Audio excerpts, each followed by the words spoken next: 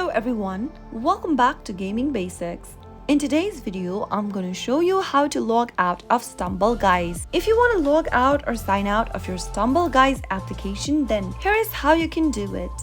Open your Stumble Guys app and from the main interface, tap on the gear button at the top right hand corner. You will then be able to see the settings interface. There, it will show you the accounts you have signed in to Stumble Guys with. If you want to log out of any one specific account, simply go ahead and tap on the log out button right next to the connected account and you'll be able to log out of your Stumble Guy account right away. Pretty simple, isn't it? But remember that you can get access back to your account. You can connect to your Facebook account, your email or your Apple ID whenever you want with just a simple click of a button. That was how you can easily log out or sign out of Stumble Guys. If you found the video to be helpful, go ahead and give us a thumbs up. Don't forget to subscribe to the channel by hitting the subscribe button. Press the bell icon so that you'll never miss another upcoming upload from us. I'll see you again in the next episode.